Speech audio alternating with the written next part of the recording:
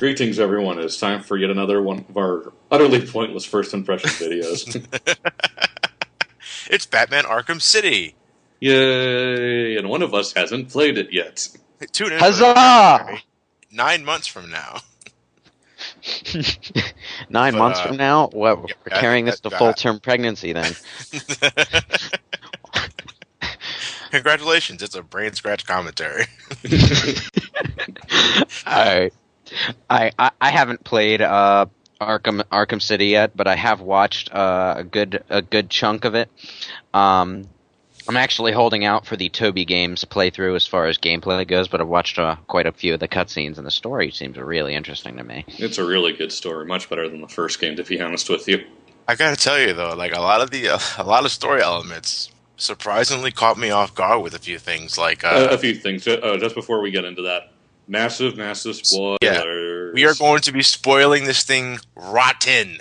It'll be a fly-ridden corpse by the time we're done with this game. So if you haven't played Arkham City yet, or you plan on getting it around this time, or Christmas, or Hanukkah, or Kwanzaa, if you still celebrate it.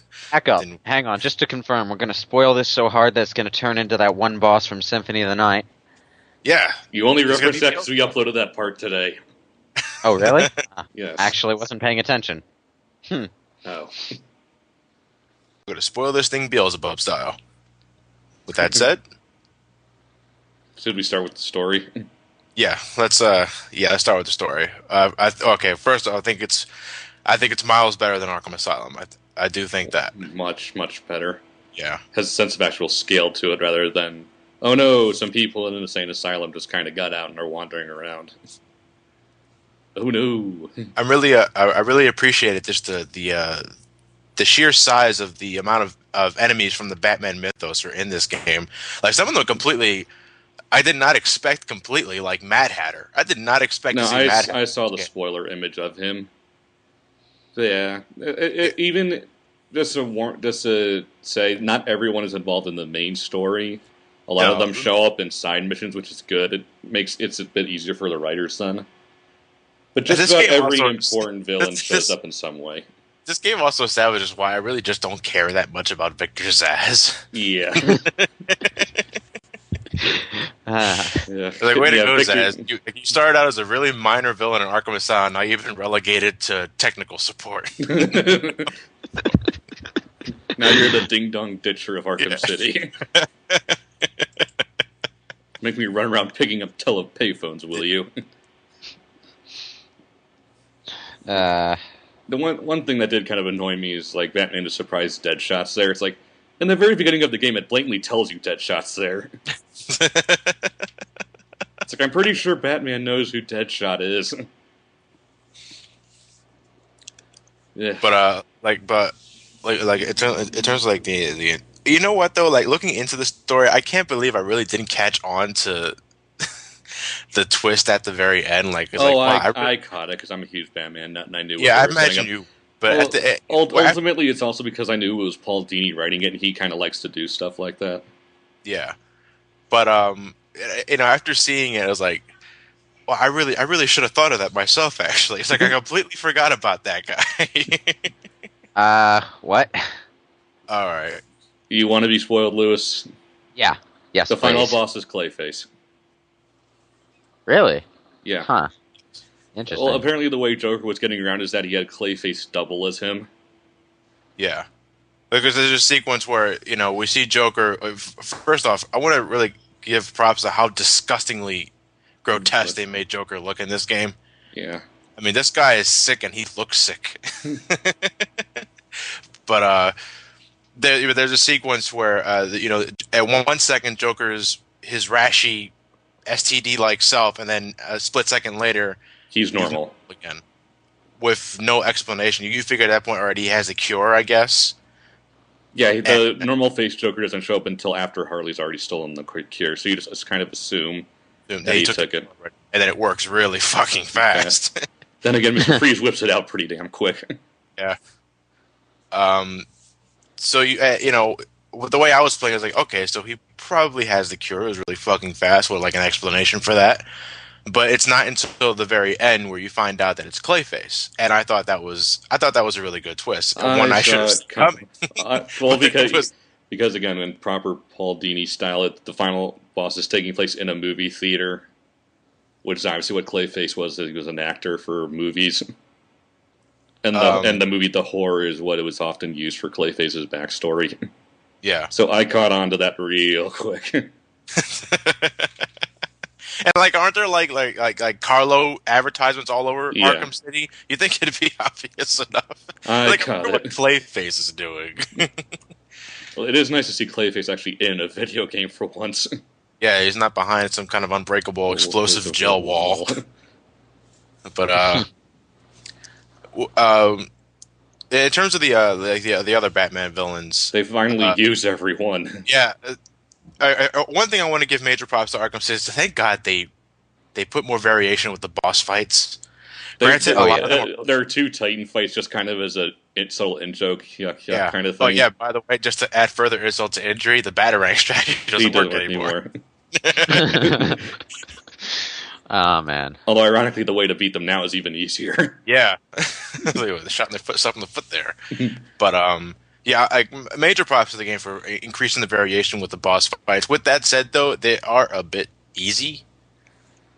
Like, the only one that gave me any trouble in the first place was Mr. Freeze. Only because he's the only smart one. Yeah, he's the only really intelligent boss fight in the game. Fittingly enough, he's a scientist. Yeah. The thing, you have to keep doing different ways to beat him, like pull him into a magnetic field, zip line across him. And each time you use it, he gets wise to your attacks, and he defends against them. So you have to keep coming up with new ways to hit him. Like, for instance, you can approach him from behind and do a silent takedown to beat the shit out of him. But then after you do that, he activates his back thrusters on his suit, so you can't approach him from behind anymore. It's actually a really, really smart boss fight. I really love that. I gotta say, the only one smart enough to freeze the gargoyles around so you can't use them. Yeah. Although that kind of leads me into another thing. The AI actually has gotten a lot better, at least in the Predator sections. I was caught off guard by realizing how ineffective the gargoyles could be at times. Yeah. Also, they learn if you try and escape by swinging on the gargoyles, they realize you're using them, so they will start to shoot them down. Yeah, I thought that was a cool twist. There are a few types of enemies that had like those thermal goggles to see where Batman's up in the. I thought that was entirely pointless because it takes time for them to scan your position, and you can just grapple to another gargoyle anyway. And right after that, you have the just sit still and they won't see you upgrade anyway, just making their entire power worthless. But like, all right. So honestly, I think like the only boss fight that I thought lacked was the Solomon Grundy fight. Yeah, that was a little too easy, especially considering Grundy's a Superman villain and really should put up more of a fight than this.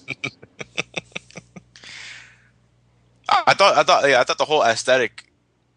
He looked awesome, but the boss fight was looked awesome, and the whole setting was awesome, but just the fight itself was just pathetic. But who needs Superman? I don't. Doomsday shows, Dark Side shows, but I don't know where. Fuck. I can do this with just enough prep time. He could. True. Let's see. I like the Mr. Freeze boss fight. I mean, the Solomon Grundy is basically a stand-in for a Penguin boss fight because Penguin can't really do much. No, fuck! You knock the guy out in the beginning of the game as Bruce Wayne. Yeah. But I'm trying to. The only person I really haven't gone out of my way to take down was the Riddler, because you have to do so much to. Yeah, like we mentioned earlier, this game is massive, easily, like 3-4 times as large as Arkham Asylum. It's like not only do you have the returning Riddler trophies, most of them have to be solved with little platform puzzles in the environment.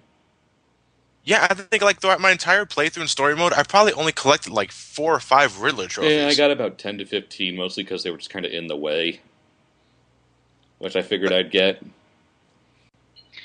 Yeah. You also have the Riddler, totally not ripping off Saw. No, Saw ripped off the Riddler, my friend. Although I do like the first one, you can actually cheese your way through and just run on the electrical platforms to get to the elevator. Because I was just really tired that night. I played it for like a long time, and then I finally got to the Riddler thing. I spent for a while trying to figure it out. I'm like, fuck, it just runs over them and gets to the elevator. He accuses me of cheating, but then I want to retort, well, if it's your fault for making it so I could actually do that. Yes, like I did. I did get the game at a midnight release, and I did play it for like 8 hours straight. But I realized I gotta go to work in 3 hours. So I did beat the game that night as soon as I got home. It's like it took me 2 sittings to do so. Yeah. But yeah, like the story mode itself is not too long. It's about as long as Arkham Asylum, to be honest. But there's just so much more to do. Like the real meat of it is the side quests and stuff. Mad Hatter, Bane. So it's like Batman, Bethesda edition, Fallout 3, Oblivion, etc. Yeah, that just flew over both of yo heads. That just flew over both of yo heads. Both of yo heads? Because you don't play like all the RPGs that I play.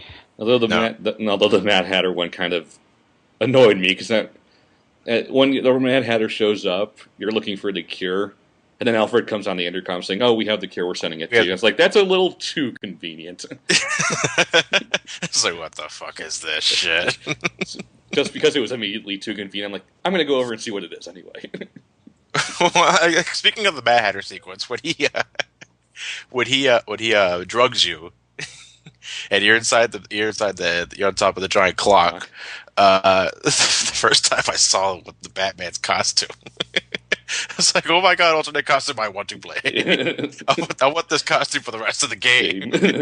It's actually scarier than his normal costume.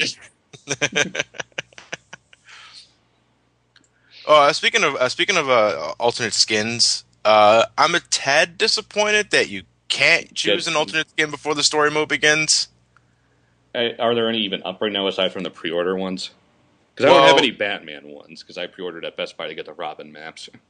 I pre-ordered at GameStop, so I got the Joker Carnival, and I got the animated series skin. You lucky bastard. I want that.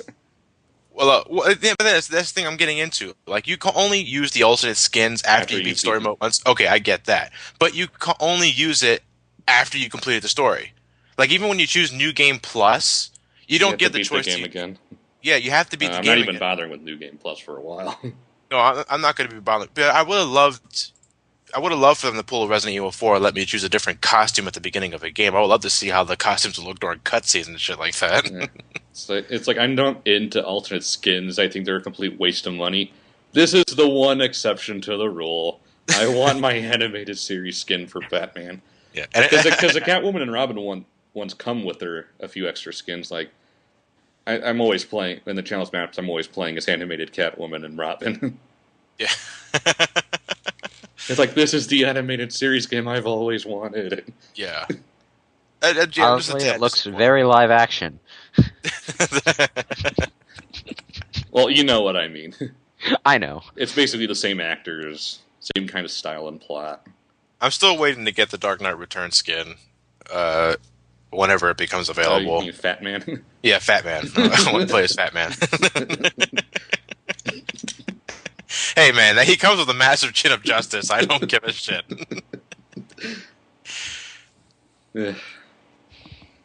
Speaking of, since what did you think of Catwoman? Not too big a fan, perfectly honest. No, well, personally, I loved how she handles. Like, I love. She handles fine. She's just really limited compared to Batman. Yeah. So whenever I'm trying to do anything, I try and do stuff she can't do. Well, you see, that's the thing, though. Like, you can upgrade Catwoman, but you can also use those upgrades to upgrade Batman. I don't understand how that works. But I always spent all my upgrades on Batman. I never really I'm not playing as Catwoman. I mean, Catwoman all that much. So what do I care? No, actually, Catwoman's sequences are very short. Like the way they, promoted her on the ads and the teasers. You think she would be at least like a third of the game, but no, she doesn't show up in the story. Well, ultimately, that's because she's online key pass, which I think is a terrible idea. But yeah, because of that, they had to make it so she didn't show up too much. Yeah, otherwise the bad news to all bad news to all the you guys that bought the game used. You have to buy Catwoman separately. Oh man.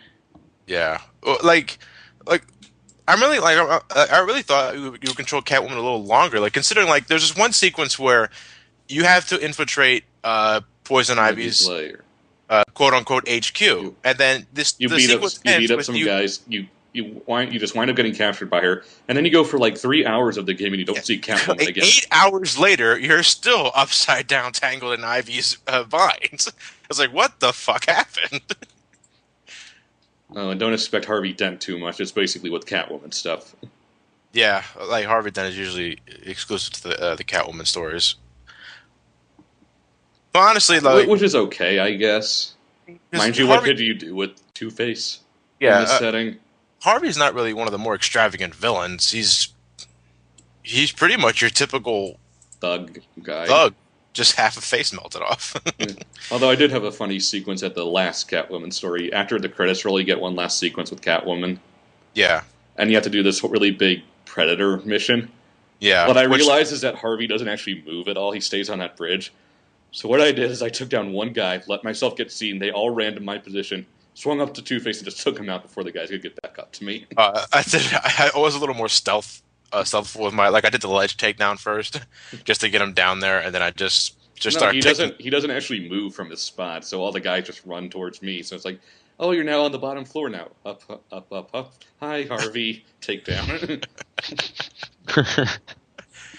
Oh yeah, I like to mention that the first few minutes of my when I began the Arkham Asylum playthrough, I encountered a pretty nasty glitch that required me to restart the game. Right when you get control of Bruce Wayne, when you're taken to Arkham City, you have to after you beat up the thugs, you have to climb up the ladder on top of the dumpster. Yeah. If you approach the dumpster from a wrong angle, Bruce will grab onto the ledge, but you cannot move after that. How odd. I couldn't pull myself up. I couldn't drop down. You think I would. It's only 2 feet above the floor. But I could not move. I was stuck. I was like, well, this is a great start. As Alucard would say, what? Oh, man. Although I do like the first trophy you get after doing that first little sequence. I'm Batman. Yeah. Yes. But go on. Oh, what I was getting into is the entire the hub world itself, Arkham City. It's not too big, but it's very easy to get lost for me. Yeah, I mean throughout throughout the story, you always know exactly where to go, thanks to the map. And you have that nifty little tracker on the top right of the screen. Yeah. So you'll never get lost. It's just lost. It's just that everything looks the same, so you're never quite sure where you are. Yeah, and fuck those advanced training modules. I only did the first one to get the grapple booster. The grapple booster, which I really love. Yeah, I love that. It lets you travel a lot faster. By the way, the augmented reality missions. Hi, Superman 64. Yeah. When I first oh god, the rings. They're back. And what did you know? They're the most annoying part of the game, if only because of that fucking announcer. It's like Superman had a hard time with this, and he can fly naturally. Augmented training activated. Augmented training failed. You're going to hear that about 64 times before you actually pass the fucking thing. I know, right? Again, I only did the first couple to get the zip booster. Yeah, I said 64, Lewis. It's a reference to Superman 64. Okay. Basically, the zip booster lets you double tap the jump button as you're grappling, so you immediately just jump off and start gliding. Yeah. It makes traveling a lot faster. I love it. It's so fluent, and I love the transition between it all. Although it begs the question why Batman just doesn't use the night Batwing to fly around, but yeah, that's another thing. I was reading the prequel comics to the game, and they kind of hint that Arkham City is impossible to escape from. Is like, no, I'm pretty sure Batman could just hold the Batwing and leave. And he does get a few upgrades from the Batwing in the game. So why doesn't he just use it? Wait. So we're returning to the same logic that brought us that one upgrade in Arkham Asylum where he flies his Batwing through the window, drops off an upgrade, and you're left standing there asking, why didn't we just take this with us in the first place? Yes. The developers lied when they said you get everything from the get-go. Lies. No, you have to get the zip line later. Oh wait, I could have just used that in the last sewer dungeon I was just in. Yeah, for the most part, you are equipped with pretty much every upgrade you had at the end of Arkham Asylum, but you still got to get the line launcher and a few other things, and a few other things, and a few other upgrades that you. No double or triple battery. Here's an idea: pack it all in the same missile you launched your suit in. I mean, for fuck's sake, man. And no double or triple batterings either. I guess the developers realized I was kind of overpowered. Well, at this point, because you can triple shot batarangs really rapidly by mashing the L1 or L1 or in my case the L trigger.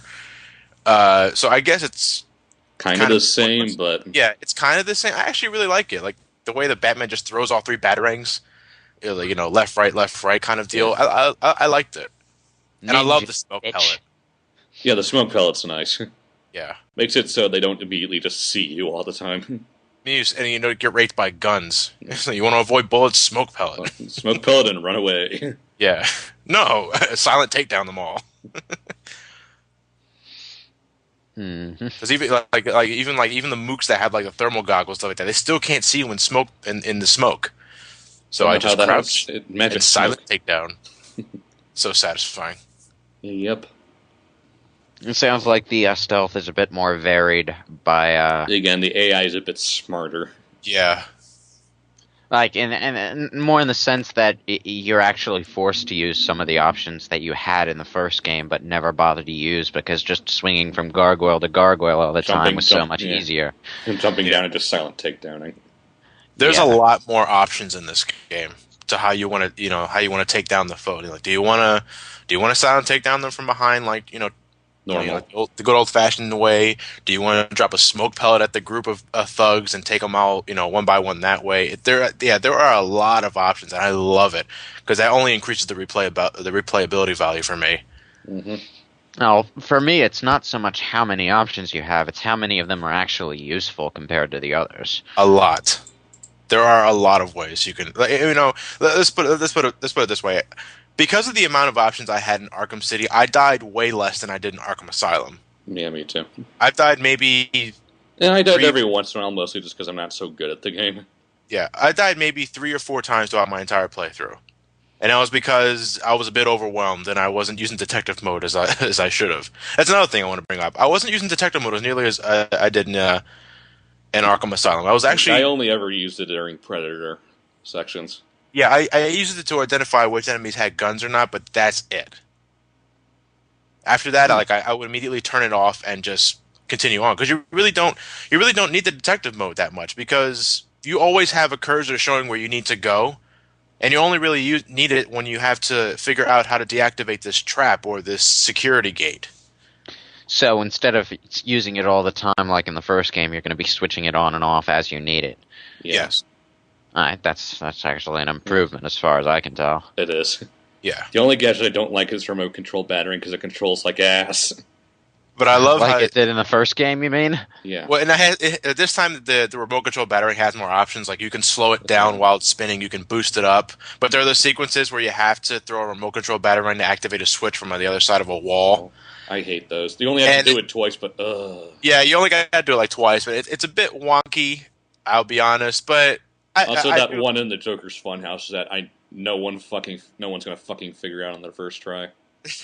What the remote control battery can carry an electrical charge? I didn't know it could do that. Thank you for telling me 5 minutes later when I'm obviously stumped. I do like how the remote control batarang is now just just like a typical batarang. Because in the first game you can throw it once, then you had to wait for it to recharge. That's not the case anymore with this one. You can just throw another one immediately after the other one. I'd rather just use the regular battering. Yeah, true. But I do like. What do you what did you think of the electric gun? I liked it. I was like, holy shit! Batman's packing electrical stuff.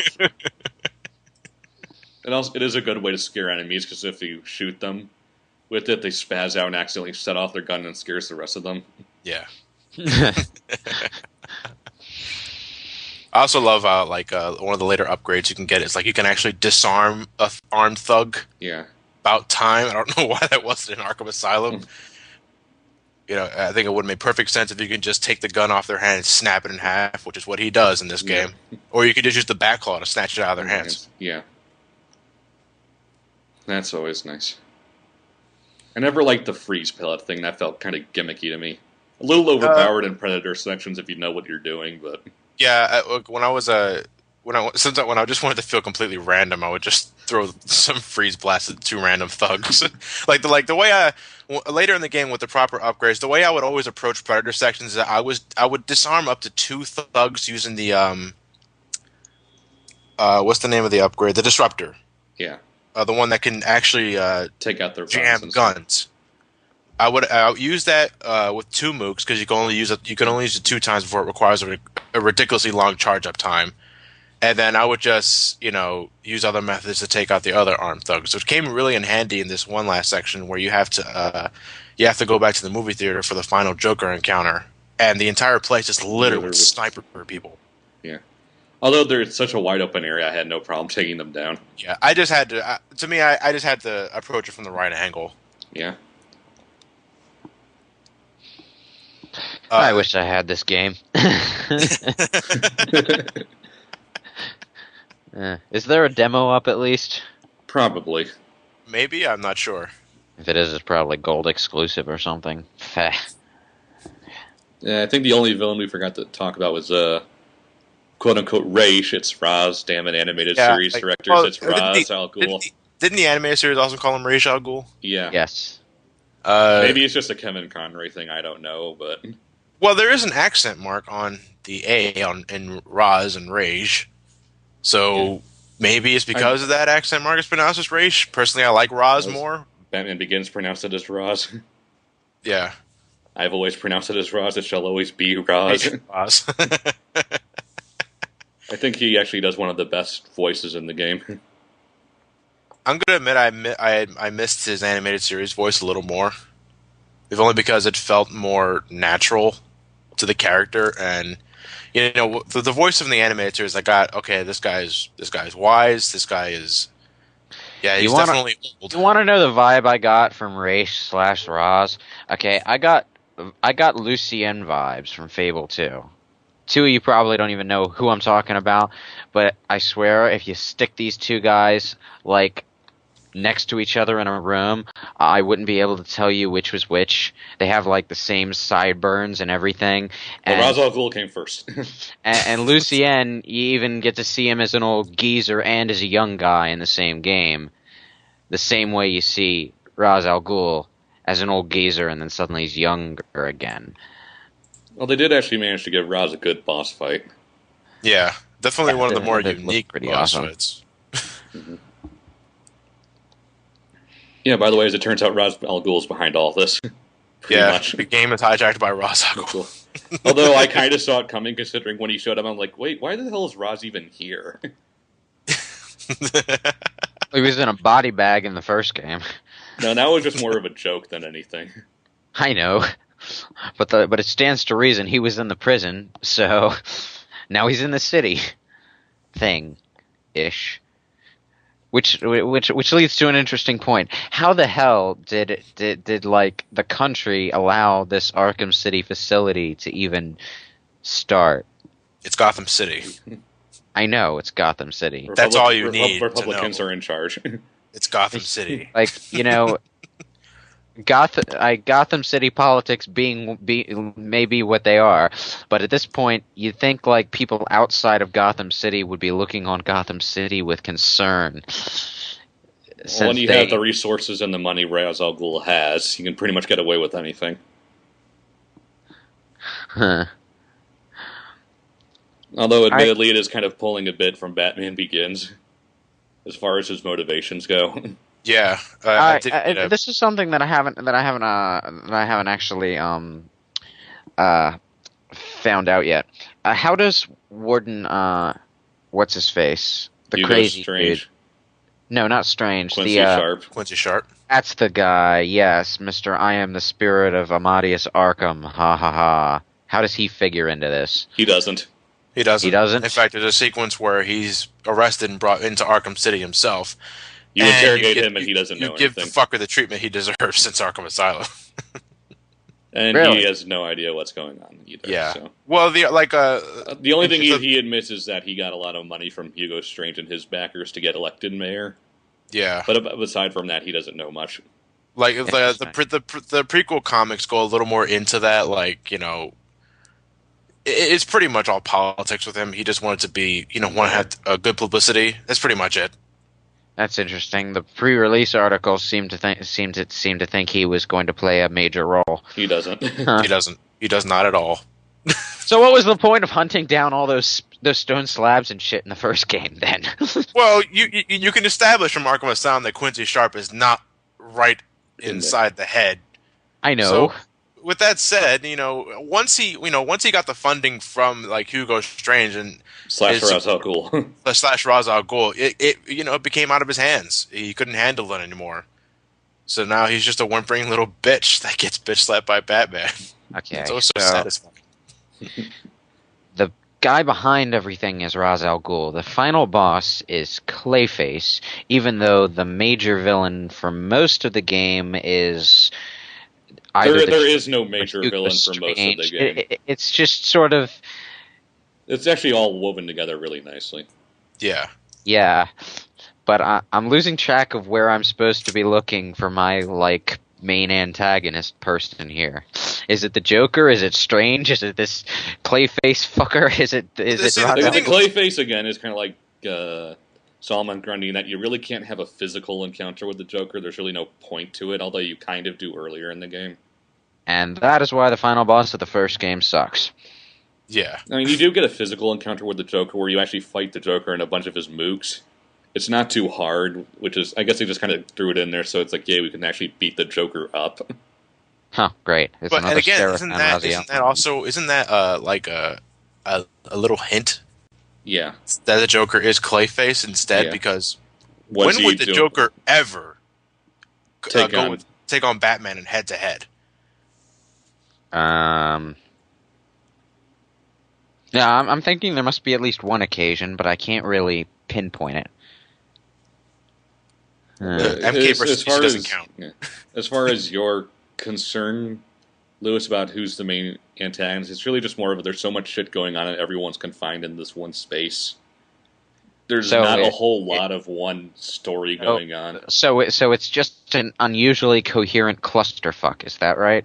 Sort of. Yeah. Well, you see, I mean, the Joker ties into stuff later, but he's not as much of a threat early on. Joker is the one that gets the ball rolling with a lot of things. Like you encounter him earlier in the game, and you find out that his blood is pretty much toxic, and it's what's killing him. And he injects it into Batman. Huzzah. Yeah, he injects it into Batman, which pretty much forces him to look for a cure for not only him, not only that, Joker also slipped in the blood into Gotham General. So now, over 2,000 people are infected with Joker's blood. The Joker was getting a cure from Mr. Freeze, who is now captured by Penguin. Basically, because Penguin doesn't like the Joker and doesn't want Joker to have the cure. So, I mean, it all makes sense in context. Wow, it's just these supervillains are really petty. Yeah. While Hugo Strange is watching them from a surveillance. Hugo Strange is always watching everything. But he really doesn't do much. He doesn't do much because he figures he's going to activate Protocol 10 anyway, which is pretty much kill everyone, kill them all policy. So he doesn't really fall into anything until late in the game where Batman is close to fucking him over. And then Ra's al Ghul comes and shows us his master plan. Not all surprising because again he shows up early and I'm like, what the hell is Ra's even doing here? Hugo Strange. Nope. Ra's al Ghul. To be honest, it makes more sense for Ra's al Ghul to be doing this than Hugo Strange. So, what exactly does Hugo Strange do? Nothing. He's just in charge of the facility. That's about it. And he just talks shit every once in a while. So he's kind of like GLaDOS. You think he's the main villain, but then someone puts him in a potato and Kinda. Yeah, only this guy doesn't recover. Nah, we left him to get pecked at by birds. Didn't bother picking him up. Didn't bother stabbing. Speaking of not recovering, there are a surprising amount of deaths in this. Yeah, By and major the biggest death, kind of leading to that there's never going to be a third game for this. either that or they pull something out of their ass, which I won't appreciate. But with that said, and this is the biggest spoiler of the entire game, if you're still listening, God help you. Joker. He dies. The Joker dies at the end of this game. He dies. Like there's no strings attached. That fucker dies. I was actually kind of expecting that because before the game was released, they were saying something about it being Mark Hamill's last time voicing the Joker, at least in the series. It might have just been last time voicing the Joker. I forget exactly what the context was. He's kind of come out and said it's his last, but kind of retracted. We don't really know, but if that's the cause for this, I doubt he's not gonna. I doubt he's gonna come back and do any more serious work with the Joker.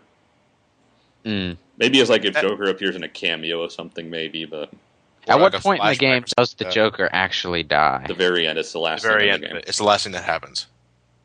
So, is it a blaze of glory death scene? Is it an It's actually blood dying? It's actually rather disturbing, if you ask me. Yeah.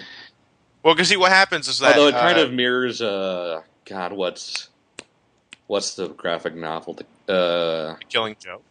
Maybe it's The Killing Joke. I can't remember. Where Batman actually does make Joker laugh. Yeah, it's The Killing Joke. Yeah.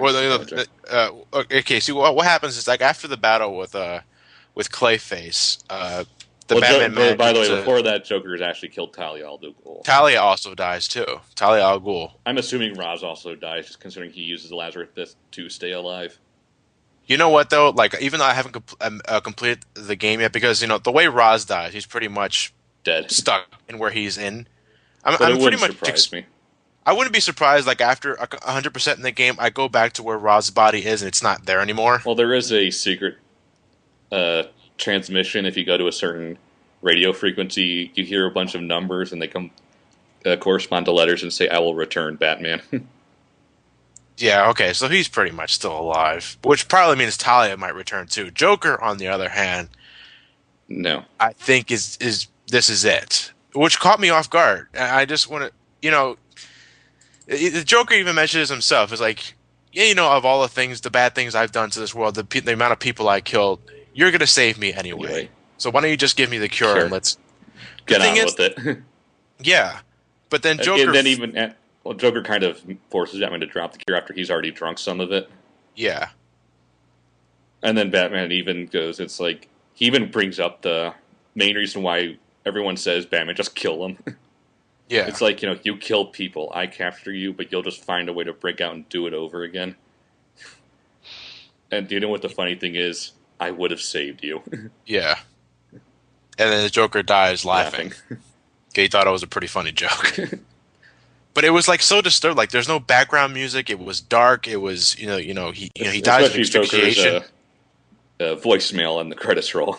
Yeah. What did you think of that, by the way? The ambiguously day duo. I do like how the Joker's how the whole thing with the Joker is directly tied into what he did in the first game. Though I thought that was a really good thing. Though, was it ever established? The two games together. Was it ever established that it was Titan? Yeah, it was Titan.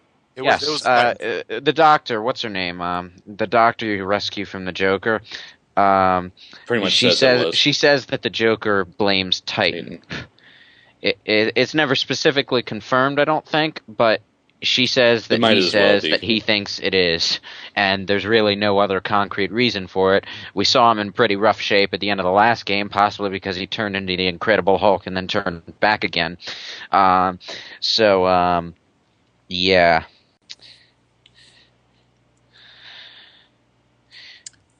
I guess my main point is, what else could it be? Yeah. At the end of the credits, there's a Joker leaves a staticky voicemail with like the Only You song. It's like, ew, this is creepy. Yeah. Unclean, unclean. By the way, I didn't think the credit sequence could get any more boring. So, yeah. Well, no, after the Joker voicemail, it just pretty much is silent. It's like, It just pretty much end. just silent. It's like, end, please. Yeah. But you know what? Am I wrong for thinking there was going to be a little more to it at the end? Am I really seeing this? The Joker is dead? I mean, it makes sense. It's not like the Joker has some massive worldwide takeover thing. All he wants to do is fuck with bats. But he survives everything. Please rephrase that, Ryan.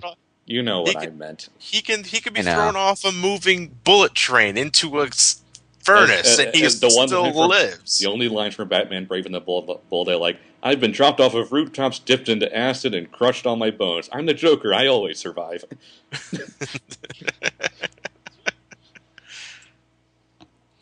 But if they ever do bring him back, I hope they can really do a good job explaining why he would come back. I hope it's not a reason they just pull out of their ass. Because I mean, to see... technically the games have no continuity with anything else. Yeah, the stories are in their own continuity. Although I more or less combine them with the animated series just based on Paul Dini writing it. It's the same voice actors, and it really does kind of fit. Well, that's the thing about Batman is he's already got like multiple continuities as it is. So if they want to do another game with the Joker in it, they just have to start a new continuity, or maybe make a prequel to this one. Who knows? But I don't think they're going to bring back the Joker in the context of this timeline. Yeah. Well, you know what? At the same time, though, that intrigues me. Like a Batman game without the Joker. That's. Well, I mean, there are plenty of games that do that. But there are plenty of other villains that can fill the slot. Yeah. Maybe not quite as effectively or humorously, but What about Harley Quinn? What happened to her? She serves no real purpose in the game. No, Harley Quinn is really just there. What happens afterwards? You get one clip of her just kind of shocked that Joker's dead, and that's it. I hear that when you complete enough side quests, you find out that Harley's pregnant. Okay. Great. Joker Jr. That's all we need. You think he's going to come out with like pale white skin and blood red lips, green hair, and all that? Well, that would explain the Return of the Joker from Batman Beyond.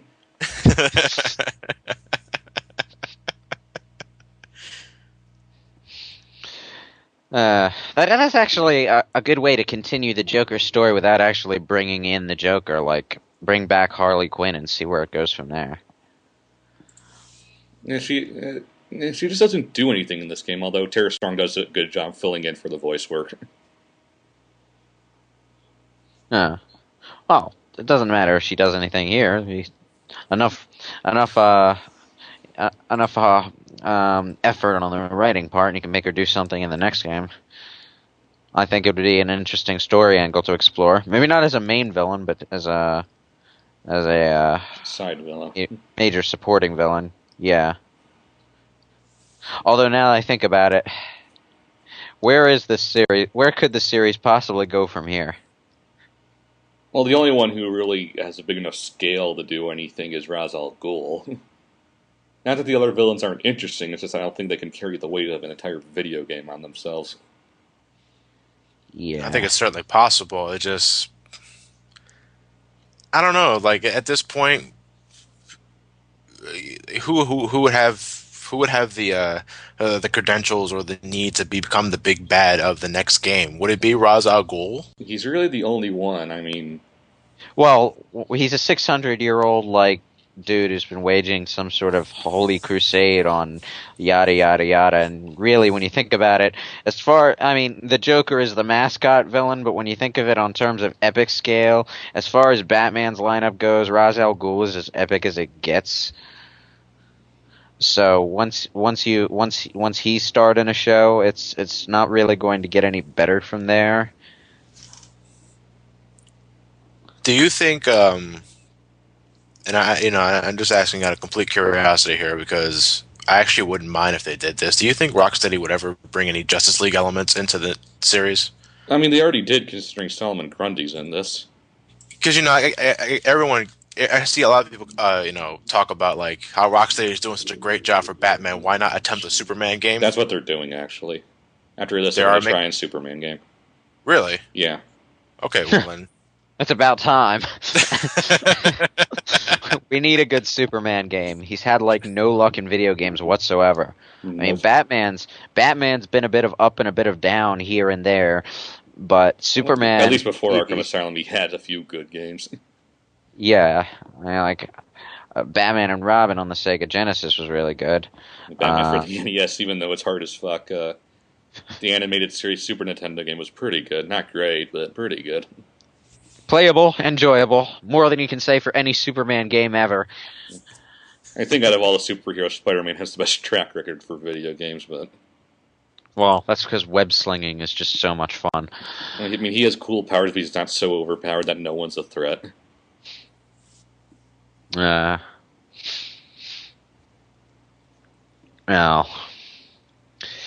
And I think this is about it for Batman games for a while.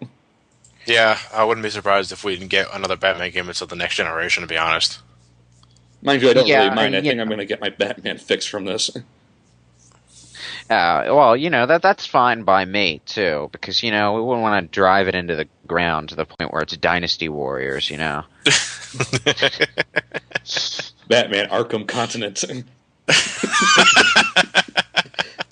It's like, how the fuck did this happen? Oh, you're jumping forward by about 5 sequels. We need to move up to Arkham County first. Then it's Arkham State. Arkham State. Arkham then Country. Arkham Nation. And Arkham Continent. Okay? And then it's Arkham Planet. And after that, Arkham Solar System. Arkham Galaxy. Arkham Universe. Arkham Multiverse. Multiverse. And then... what comes after Multiverse? I don't know. Then we just work our way all the way back around to Molecule and... No. Arkham Paul Dini's writing chair. It's like, we go for God, Paul Dini. And the cover is Batman's fist emerging out of the drawing board. punching Paul Dini. Punching Paul Dini in the face. Before we close this out, I want to ask you what your favorite part of the game was. Your favorite moment, your favorite fights. Well, I haven't done all the side quests yet, so maybe one out of what you've done so far. Out of what you've done so far, what's your favorite moment in the game? My favorite moment story-wise, as mundane as this could sound, as I love the complete pot shot they take at Lost. Oh, where was that? I can't remember. There's Joker's comment at the climax. What do you want me to do? Spoil the ending for you on the internet? Brace yourself for disappointment.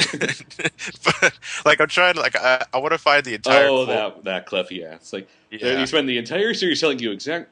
It's like you spend that through the entire ride, and then they finally tell you what it's all about, and you're just like, what? What happened? What the hell is this? Why did it end in a church? I absolutely love that. Even though I never really watched Lost at all, I appreciate the pot shot. I also like it when he has Talia al Ghul as a hostage, and you're rushing towards him, and one of the lines he spews is, it's like, what is it going to take to get you in here, Bat? Should I start reading spoilers from the internet? Here's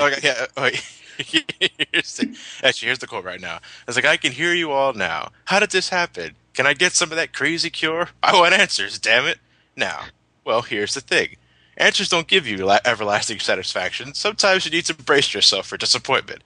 Now think about it. Imagine your favorite show. You've been through it all. The ups, the downs, the crazy coincidences, and then bang! They tell you what it's all about. Would you be happy? Does it make sense? How come it all ended in a church?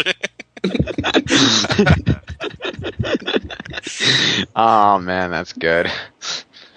I need to play this game now, just so that I can hear the Joker again. Oh, by the way, he leaves you random voicemails throughout the game. Yeah. Well, by the way, I absolutely, when you're listening to the voicemails, you get that render of Joker on the right. I absolutely hate that render of Joker. I just think it looks so ugly.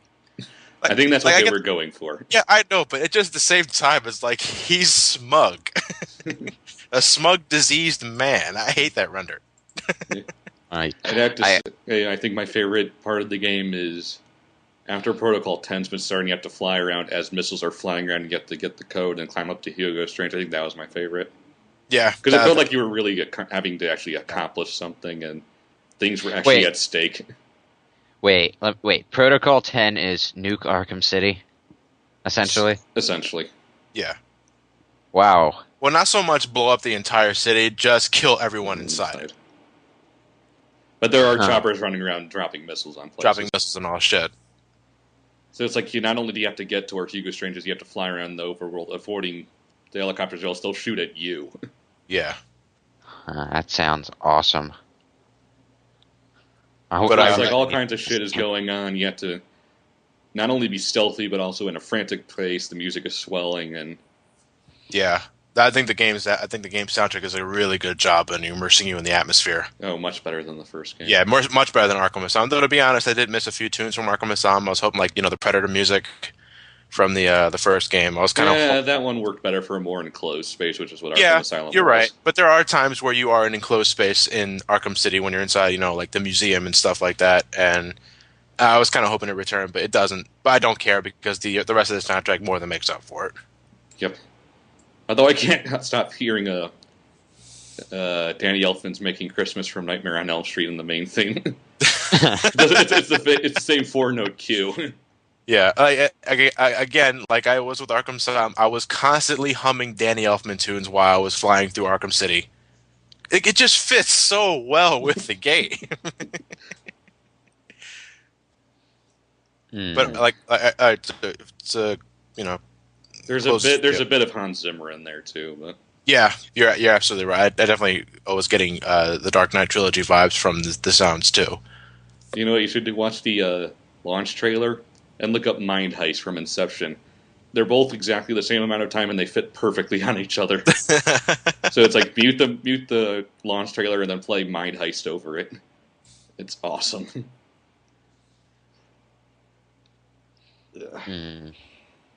Well, there's only so much we can talk about with Lewis. I wonder where Nightwing is. Nightwing is DLC, isn't he? I heard maybe he's a side mission later on. I don't know. Yeah, Robin only shows up for like one cutscene and that's it. Hi there. Get back over there. Okay. Like, Tim, do my errands. Okay. Here's the grocery list. You can't see me, but I spent most of this first impressions video smiling and nodding. Well, it's a shame you haven't played the game yet. I don't think me and Ryan could tell you enough that you really should get this game. As soon as you possibly can. I would if I had the money for it, but I don't. I'd help you, but I'm already getting you Sonic Generations. So. Yes, and as far as I'm concerned, that is more than enough. I know what game I'm getting first when I have a job, and it's probably going to be Mass Effect 3. But the second game is going to be Skyrim. The third game is going to be Arkham City.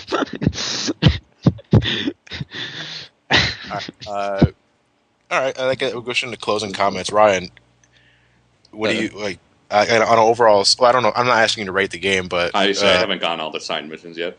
I could probably give it a good rating scale after I do that, because the Riddler stuff's going to be fairly tame. Just, run around, get trophies, scan stuff, yada, yada, yada.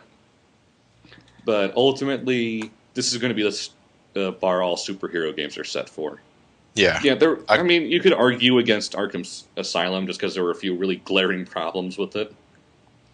But this is not only a good Batman game, not only a great superhero game, but a really fantastic game in general, which is what I think is most important when it comes to a video game in its design. Yeah, definitely to me the best Batman game ever made. Best superhero game ever made, best in my opinion. superhero game ever made too. But then again, I haven't really played the others. Yeah, they're licensed games. What do you expect? Oh well, That's kind of the problem with superhero games. They're pretty much lumped into the licensed game fodder. If you're a fan of Batman, if you're a fan of superheroes, or action games in general, like that, or just action games in general, if you're a fan of having a good time, you will like Batman Arkham City. This is a great game, well worth the wait, and definitely worth your time and money.